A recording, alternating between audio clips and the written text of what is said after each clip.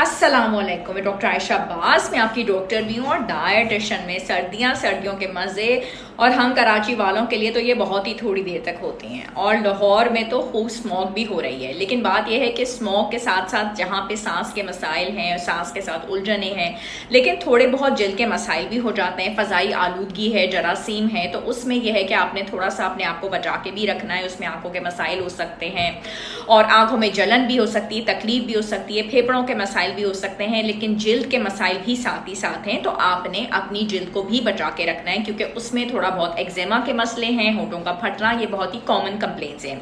और कुछ ऐसी चीज़ें हैं जो कि आपने घर में रखनी है। अपने साथ ही साथ आपने अपनी जिल्द को मॉइस्चराइज ज़रूर करके रखना है। जितना आप अपनी जिल्द को मॉइस्चराइज करके रखेंगे, नरम करके रखेंगे, आप उसको खुजाएंगे नहीं।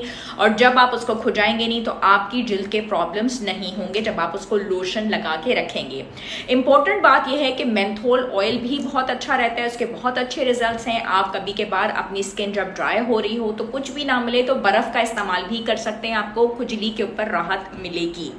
बेकिंग सोडा एक बहुत अच्छा एंटी एलर्जी है, और उससे भी अगर आप नहाते वक्त उसके अंदर 1 टीस्पून, क्वार्टर टीस्पून उसको डाल लेते हैं, पानी की क्वांटिटी के ऊपर डिपेंड करता है, तो बहुत अच्छी आपको रिलैक्सेशन मिलती है। जरासीम का बहुत अच्छे से खात्मा होता है। एप्पल साइडर विनेगर भी नहाते वक्त पानी में इस्तेमाल किया जा सकता है, पानी में, और उससे भी आपका सिरके को घोल के जब आप पानी से नहा लेते हैं, बॉडी के ऊपर आप जब उसको इस्तेमाल करते हैं, तो आपके जरासीम का भी ना सिर्फ खात्मा होता है बल्कि स्किन में भी आपको बहुत फ़ायदा होता है और आपको बहुत ज़्यादा सुकून मिलता है। बिकॉज उसके अंदर जो आपको एसिडिक एसिड है वो आप जब जिल्द के ऊपर आपके लगता है तो आपको बहुत ज़्यादा सुकून मिलता है।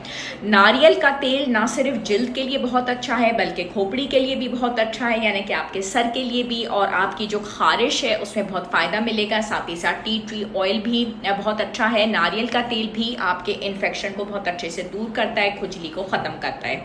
तो बेकिंग सोडा के बारे में हमने आपको बताया, हमने आपको एप्पल साइडर विनेगर के बताया, नारियल के तेल के बारे में बताया, टी ट्री ऑयल के बारे में बताया, मॉइस्चराइज करने के बारे में बताया। ये तमाम तर चीज़ें आपको सर्दियों में बहुत अच्छे से सुकून पहुँचाएंगी। साथ ही साथ आपने स्मोक से भी बचना है, और इसी तरीके से जब आप अपनी बॉडी को बहुत अच्छे से मॉइस्चराइज रखेंगे तो आपकी आंखों में भी जलन नहीं होगी, चेहरे में भी जलन नहीं होगी, होठों के फटने पे भी आपने ध्यान देना है, और सिरके को भी आपने अगर लगाना है तो बहुत अच्छे तरीके से पानी में घोल के लगाना है। अपने आप को हाइड्रेट ज़रूर रखिएगा, अपना बहुत ख्याल रखिएगा, अपने बच्चों की बॉडी को बहुत कवर रखिएगा, उनके नरम होठों को फटने से बचाइएगा। जो उनके चीक्स होते हैं आपने उनको भी बहुत ज़्यादा फटने से बचाना है, मॉइस्चराइज रखना है। अपना बहुत ख्याल रखिएगा। बहुत शुक्रिया। Bye bye and